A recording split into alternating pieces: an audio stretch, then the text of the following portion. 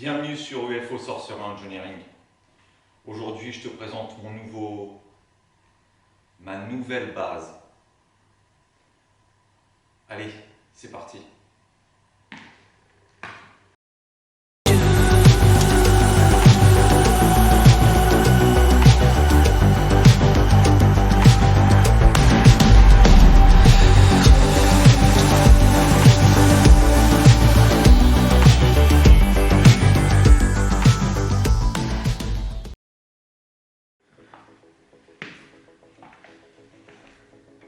Bienvenue dans ma nouvelle base, c'est ma dernière rempart ici.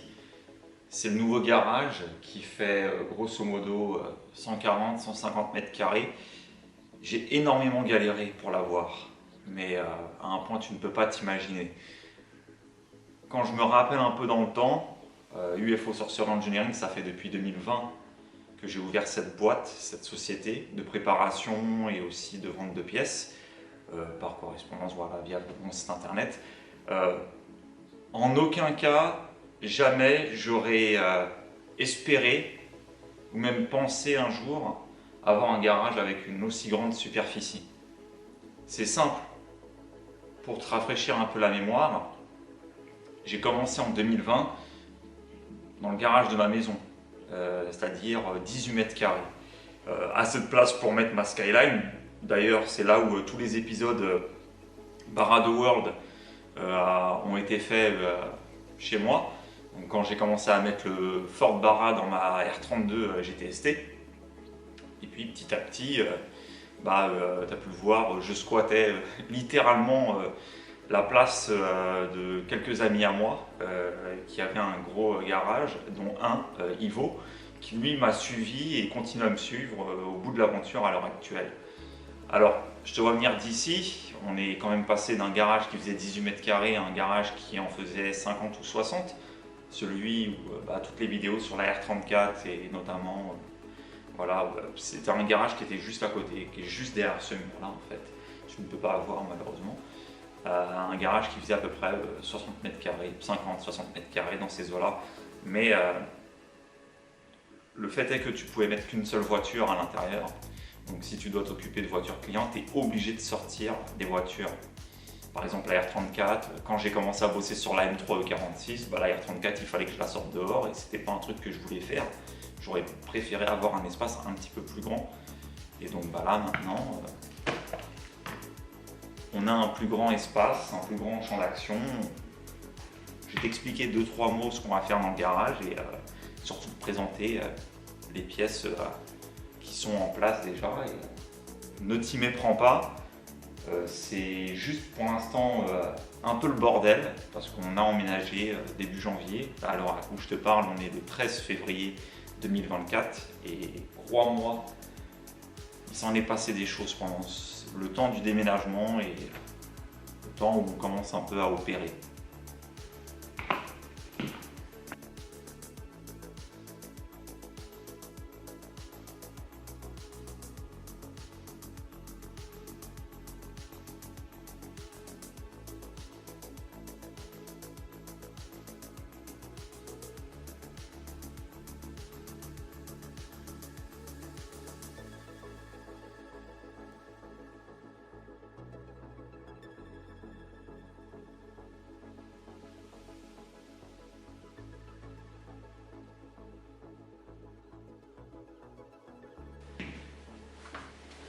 Bienvenue dans cette salle qui est ma salle de remontage moteur.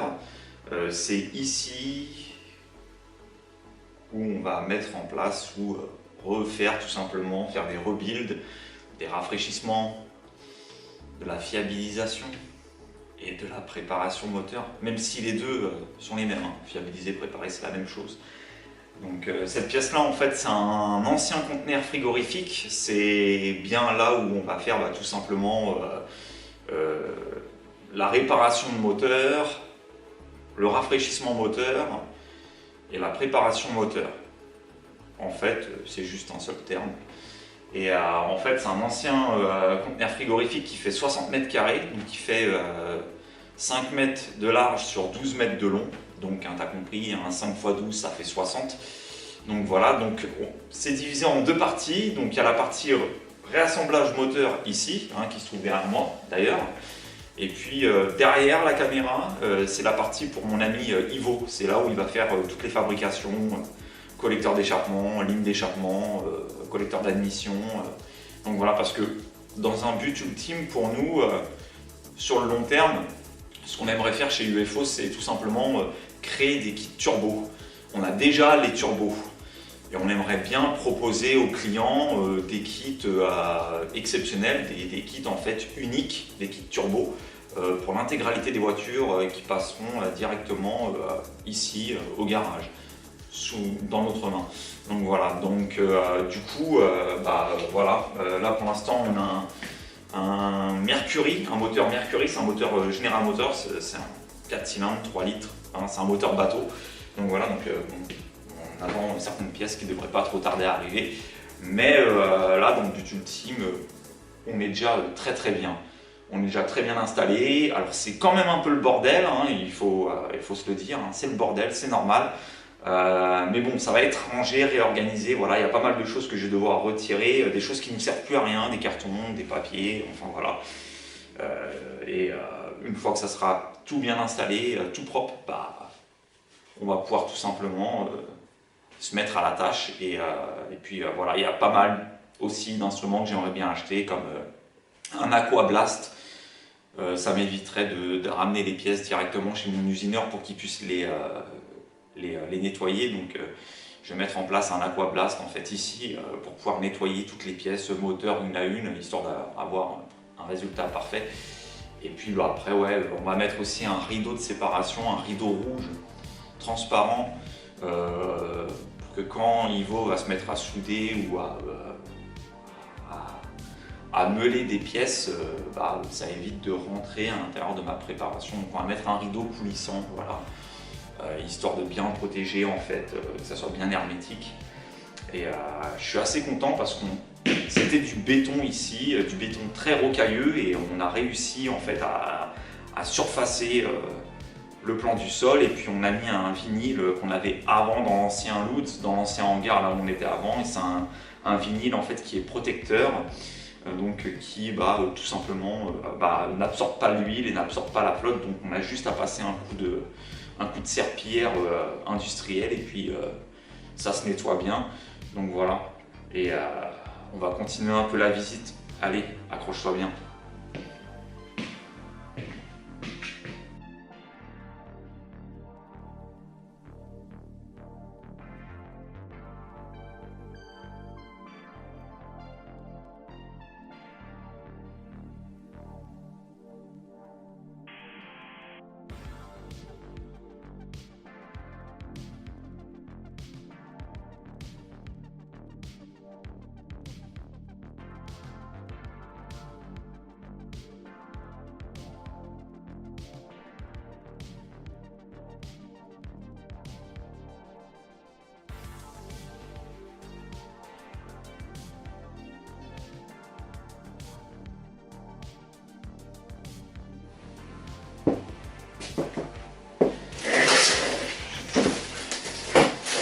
Bienvenue dans l'office. C'est ici en fait qu'on va traiter tout simplement les demandes clients, qu'on va recevoir les clients. Alors pour l'instant elle est mise en place, la mise en place est un peu perplexe. On a droppé l'ordinateur, l'écran, le sound system pour les enceintes qui donnent à l'extérieur à l'intérieur du garage plus précisément. Et donc c'est ici en fait qu'on vient tout simplement réceptionner les clients, commander les pièces, faire la facturation, tout ce qui est portée administratif et compagnie, c'est ici que ça se passe. Ça nous sert aussi de salle à manger, vu que on a juste à côté un petit évier avec de l'eau chaude. Ça c'est le miracle, merci.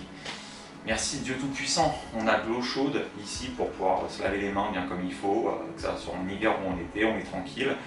On a une petite machine à café aussi également, et voilà, c'est une petite office conviviale, sympathique, un peu dans le bordel aussi, on va devoir réarranger tout ça, mais comme je t'ai dit, hein, on a sauté du train qui était en route, partir de notre ancien garage à celui-là.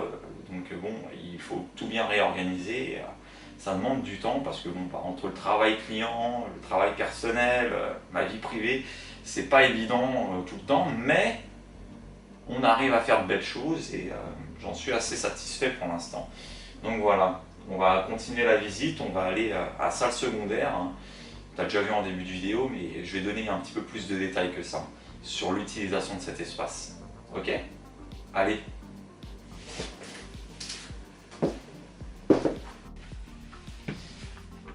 Ici, c'est la partie qui amène directement, tu peux le constater hein, juste derrière, tu as la porte d'entrée principale du garage. Donc dans cette partie-là, en fait, on va équiper cette partie-là d'un pont pour tout ce qui est service rapide. Service rapide, j'entends par là changement d'huile, changement de disque, plaquettes, suspension, enfin t'as compris. Les tâches qui ne demandent pas énormément de temps et qui peuvent être faites assez rapidement. Et donc ça c'est l'objet premier en fait de ce garage, c'est de faire du service rapide. La préparation et compagnie, ça se passe juste derrière moi en fait. C'est pour ça qu'on a réussi à couler une dalle de béton, mais bon, il faut qu'on mette en place le vinyle et compagnie. C'est pas facile, mais bon. L'avantage de ce garage-là, vu qu'il fait 150 mètres carrés, c'est qu'on va pouvoir y mettre deux ponts. Donc un premier pont pour les services rapides, comme je l'ai dit, et un pont pour les projets long terme. Projet long terme dont fait partie cette magnifique Skyline R34 GT dotée d'un RB30T avec le turbo GTX 3584 RS. Mais ça tu l'as déjà vu dans les précédentes vidéos, l'épisode de la Blue Magic. Donc voilà, on va faire les choses bien comme il faut, on va terminer ce projet là.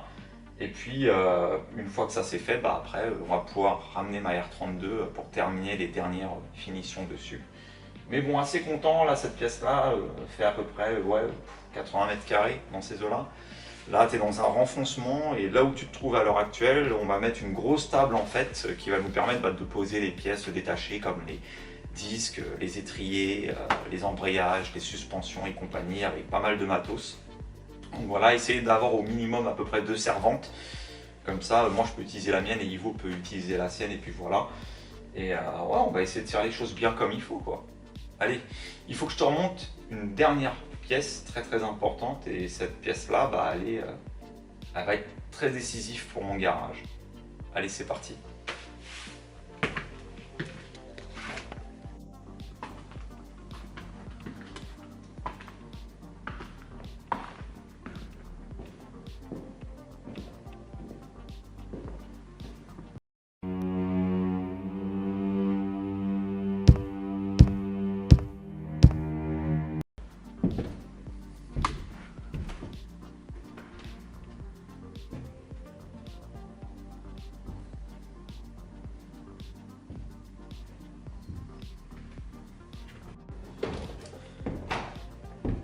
On est sous les combles, ici, on se trouve en fait sous le toit.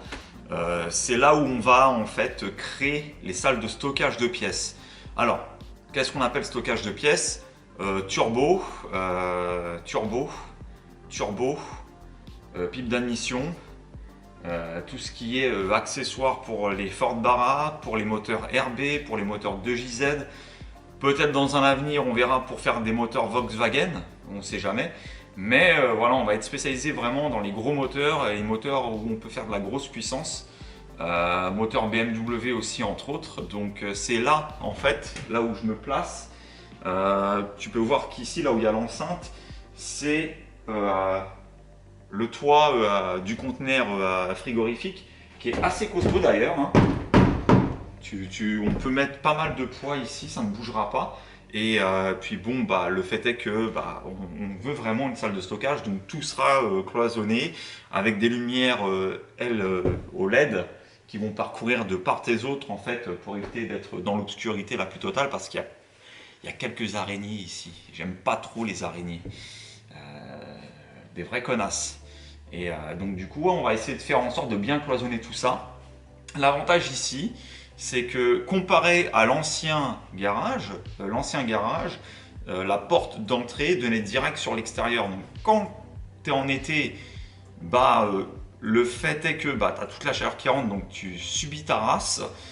Et quand tu es en hiver, tu subis ta race aussi parce qu'il n'y a pas vraiment d'étanchéité. En fait, quand la porte elle est fermée, il y a quand même des trous en dessous. Et c'est pas super. Là, ici, où on se trouve, on est super bien isolé. On a la porte principale, mais on a aussi une autre porte. Ça fait un espèce de sas, en fait. Donc, tu as moins de pénétration au niveau de la température ici. Et quand tu es dans les combles, même en bas au rez-de-chaussée, tu as une différence quand même de 5 à 8 degrés. Comparé à l'hiver, il va faire beaucoup plus chaud ici à l'intérieur que dans l'ancien garage. Et en été, ça va être pareil. Ça va être beaucoup plus frais ici que à l'extérieur. Ça, c'est plutôt cool. Donc voilà.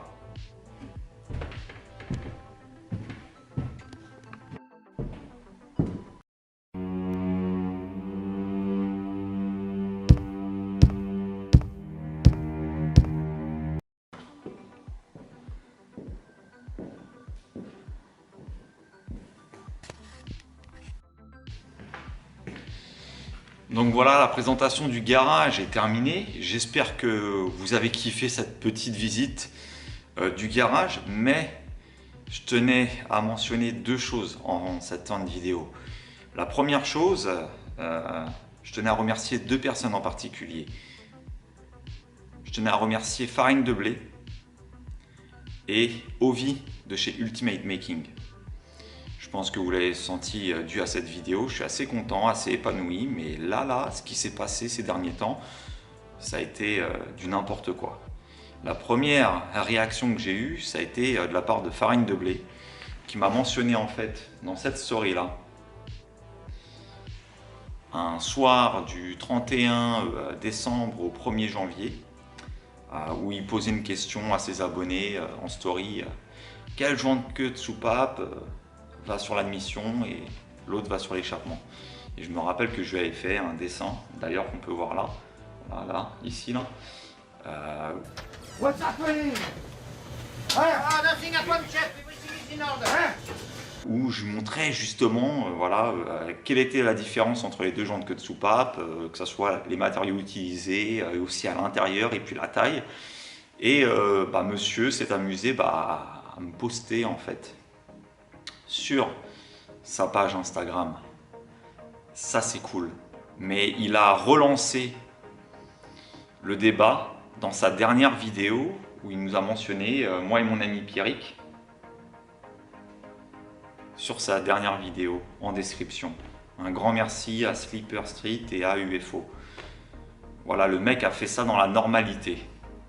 Quant à Ovi de Ultimate Making, on s'était contacté sur Insta en message privé. Il m'avait posé des questions concernant qu'est-ce qu'il devait mettre en place comme équipement pour son turbo sur roulement céramique. Et je lui avais dit, mec, mais pas de restricteur, c'est vraiment de la merde parce que tu vas pas faire dropper ta pression d'huile. Et quand un moteur va balancer des tours minutes, il va balancer énormément de pression d'huile. Donc du coup, tu vas défoncer ton turbo. Tu vas vraiment défoncer ton turbo. Donc je lui ai conseillé de mettre en place un produit Turbo Smart qui s'appelle tout simplement un Oil Pressure Regulator et c'est le T40. T40 pour le T40, 40 pour 40 PSI, donc c'est-à-dire 2 bar 5 en constant. Et je lui ai expliqué les choses via Insta et dans sa dernière vidéo et son avant-dernière vidéo, il avait déjà mentionné mon nom. Dans sa dernière vidéo, il s'amusait à dire ouais, faut rendre à César ce qui appartient à César. Et il a expliqué le fonctionnement.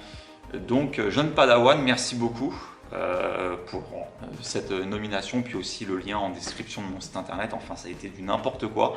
Mais merci beaucoup, que ça soit Ovi, merci beaucoup à Farine de Blé d'avoir mentionné et de m'avoir avec qui de temps en temps on s'envoie des messages, quand il est perplexe sur la façon de faire sur le 2JZ. Enfin bon, un grand merci à ces deux gars-là, à ces deux youtubeurs-là. Voilà, moi, comme je le dis, hein, je suis un homme de l'ombre. Voilà, j'ai mon petit garage, mes petites prépas et je suis tout seul. Donc un grand merci à eux pour m'avoir mentionné et avoir aussi mentionné Pierrick de chez Slipper Street. Et il y a quelque chose que je voulais vous dire. Mais ça, vous le verrez dans la prochaine vidéo. Pas maintenant. C'est trop tôt. Allez, sur ce, je vous souhaite une excellente journée. On se dit à très bientôt pour de nouvelles aventures. Et merci du support, merci du soutien, merci pour tout ce que vous faites, que ce soit sur Insta ou que ce soit sur TikTok ou sur Facebook, vous êtes des oufs. Merci encore de l'importance que vous portez à cette chaîne et à mes réseaux sociaux. Enfin bon, sur ce, bonne journée à toutes et à tous et puis on se dit à la prochaine. Allez, ciao!